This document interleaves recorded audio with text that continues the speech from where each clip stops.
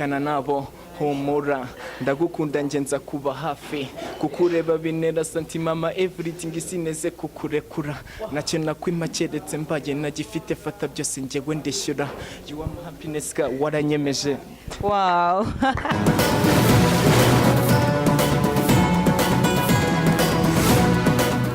Okay, hano ni kuri CPN TV tukaba twakiriye umusore ugiye kutwibwira. Turagira ngo kuri CPN TV wibwire abanyarwanda urinde uturutse he uvuye he? Ja, njye banyita Dixson boy nkabanurutse mu itsinda rya The Banas boys tukaba dukora umuziki. Mugenzi wanjye nawe bakamwita Wisdom.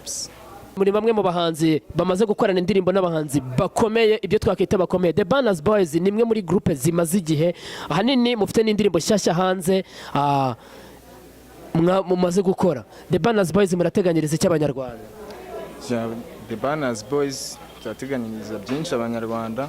Twebwe icyo tubasaba ni ukudutega amaso no kudushyigikira mu byo dukora bakatwereka ko turi kumwe gusa nta kindi. Tubafitiye byinshi ngomba kubahereza. Uri umwe mu basore bakunda kwita ngo uvukana na Rafiki nibyo? Wapi nuko musa? Wasanga. Ntago ari uko wasanga ahubwo nuko.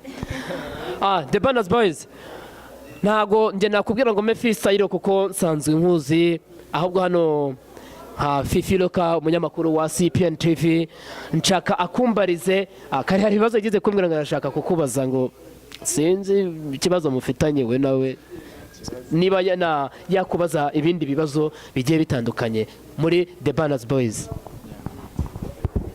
Mumeze mutabana mukurikiye CPN TV niba mukobwa wanyu Fifiloka.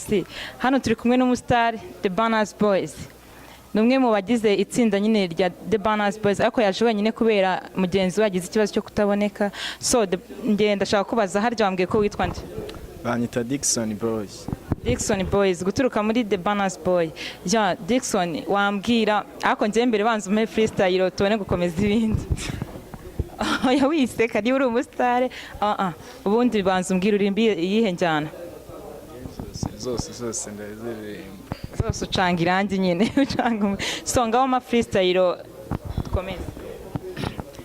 Je kamikazi ku mutima wanje ese niki cyakundutira nacyo kibaye gihari si cyana kurusha agaciro ma baby nonyuzuza nkuzora be udahari sinatuza je nza gukunda mpaka rukundo rwanje watasema mingi watachoka rekana nabo humura ndagukunda ngenza kuba hafi kukureba binera santimama everything isineze kukurekura nacyo nakwima keretse mbaye nagifite fata byose njyewe ndishyura you are my happiness ka waranyemeje.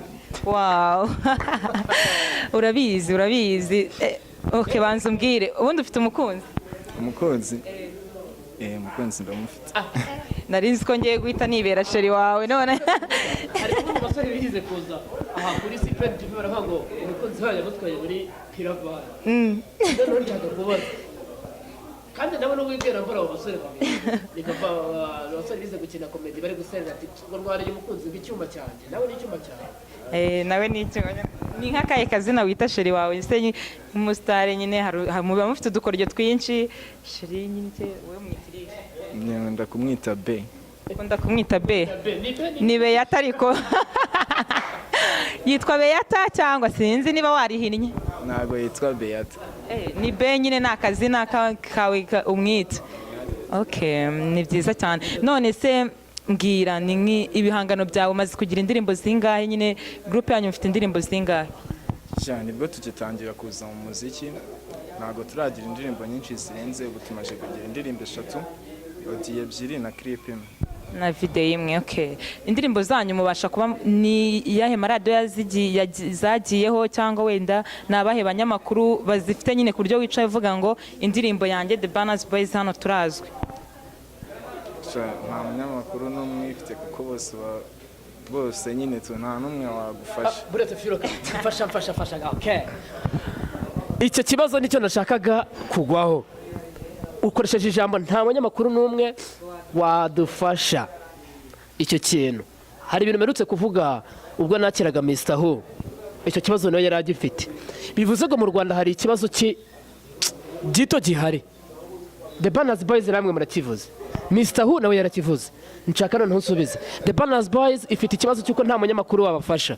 Nicyo navuze ngo nigize kubwira abanyarwanda kuri SPN TV ati SPN TV yaje gukemura ibintu bimwe na bimwe mu muziki nyarwanda. SPN TV ni televiziyo yaje izanye umuco, ikinyabupfura ndetse no gufasha. SPN TV ntabwo yaje ishaka inyungu mu rubyiruko, ahubwo yaje ishaka kuzamura urubyiruko.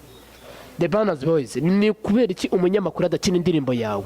Dushaka ubwire abanyarwanda bamenye ni iyihe mpamvu aba bahanzi batazamuka umunyamakuru atakina indirimbo yawe. Icyo kibazo ni cyiza, ntabwo twabanyamakuru tukivuze, ntabwo ariko tukivuze, wowe n'umuhanzi ukivugiye kitubwireho impamvu.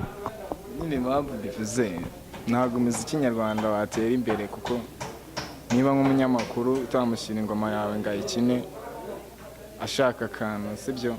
Buretse aho ngaho gato, nibyo cyagiye navuze abanyarwanda benshi komantere atakantu, nawe uvuze akantu bati muhereza indirimbo yanjye kugira ngo ayikine akansaba akantu, akagusaba akantu. Dushaka kutubwira akantu ni iki, kuko hari umukecuru utazi akantu. Akantu ni akantu nyabaki, ni akahe kantu umunyamakuru akwaka kugira ngo akine ikintu cya, ese ni akahe kantu? Akantu rero, akantu nyine ni utuntu ubundi somenya nyine akantu ubundi ukuntu kavugitse. Dushaka buretse gato, njyana indirimbo yanjye umunyamakuru akansaba akantu. Dushaka kutubwira akantu kabaye akantu, akantu kabaye akantu, akantu kabaye akantu kabisa. Akantu ni iki? Dusobanure bwira abanyarwanda. Bivuze ngo urabangamiye niba mbwira umunyamakuru ati Baby Stone wanyine indirimbo yanjye, mwahita nkubwira ati urampa akantu, ni akahe? Nkubwiye ako kantu, byagaragara ko naba naragatanze, ariko sindagatanga, ahubwo nzababaza ako kantu ni agaki ngiye kukabaha, ko nanjye sinkazi. Dixson, okay, ako kantu wakumvise ute? Kutubwiye ngo akantu, tubwire noneho akantu wakumvise ute, watswa akantu cyangwa ni bagenzi bakubwiye ngo akantu, kandi umugenzi wakubwiye akantu yakubwiye akantu icyo ari cyo. Dusobanurire. Ntabwo yakubwiye icyo ari cyo. Ubutaha uzaza utubwira akantu icyo ari cyo. Tuvuze akantu kuko natwe ntabwo tukazi.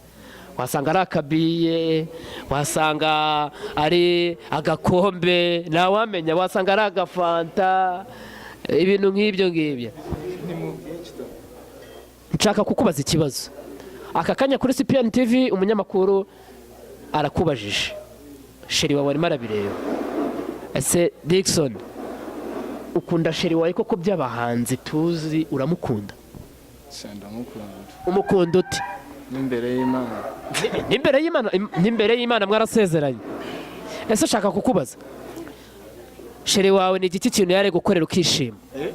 Ni igiki kintu yari gukora mu buzima bwawe kumva urishimye nk'umuhanzi? Ibyo nkorera byose biranshimisha. Biragushimisha.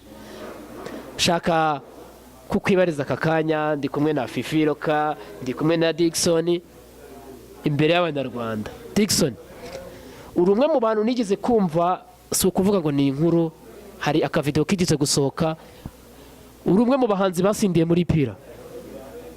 Nk'umuhanzi nyarwanda ugasindira muri pira, wabibonyeho ishusho wayibonye ute? Wapi ntabwo nari nasinze. Wari uri mu ufite sheri wawe, niyo mpamvu nakubajije uramukunda? Bati ndamukunda n'Imana irabizi. Kandi ubwo bagufataga wari uri kumwe n'abakobwa n'ubundi benshi, kandi ukunda sheri wawe. Sheri wawe yabibonye, yabifashe ute? Abakobwa twari turi kumwe, twari turi mu mishinga y'akazi, twari turi gupanga shuri. Ni bya bindi njya mvuga, bari mu mishinga y'akazi. Mu mishinga y'akazi, ni akahe kazi mwari murimo? Hari ingeso iri mu Rwanda bavuga ngo umuhanzi niba agiye gukoresha umukobwa, wenda mbivuze mu muco nyarwanda, aba yifuza ko abanyarwanda benshi bahita babona turiya muhanzi yaba yararyamanye, cyangwa se yaba uriya muhanzi ntabwo yaba yararyamanye n'uriya mukobwa, ugasanga umubyeyi ubibonye ntabwo abikunze. Wapi sinyeka yuko abahanzi bose buri mukobwa bakoresheje muri video baryamana nawe. Yes. Dixson, mu minota dufite mikeya, ndagira ngo ugire ikintu ubwira abanyarwanda. Abanyarwanda urashaka kubabwira iki n'abandi bahanzi nkawe? Hari ikintu kimwe Fifi Loka yaguhishe, yanze kukubaza ku muziki cyane kuko wasanga hari impamvu nawe wasanga yarawigezemo yarawukoze. yanze kukubaza, ndashaka nawe akubaze nk'ibibazo bitatu mu munota dufite mu kanya gatoya, bagenzi bacu baze bavuge ku rubuga rw'imikino. Dixson, ko abantu benshi numvise wamaye freestyle kuri hip hop, sibyo? Ku rukundo cyane, ukunda kuririmba ku rukundo cyangwa wenda n'izindi sije uzivugaho? Hari niyo twaririmbye nyine bita ikoreremo, kirekana niba ushaka freestyle.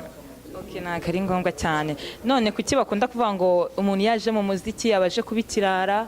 Hari ababyeyi nyine na bamwe badakunda kwemera ko umwana wawe yajya mu bintu by'umuziki cyangwa n'ibyo bya filime n'iki. Sinzi wowe ababyeyi bawe baba bemera, baba babyishimira kuba uri mu muziki cyangwa wenda ukabona nyine baragushyigikiye? Ababyeyi banjye baranshyigikiye kuko nababwiye ko ari cyo kintu nkunda kandi nanashoboye. Rero sinzi nk'umubyeyi ufata umwana akamubuza gukuza impano ye, nawe aba ari kumubangamira.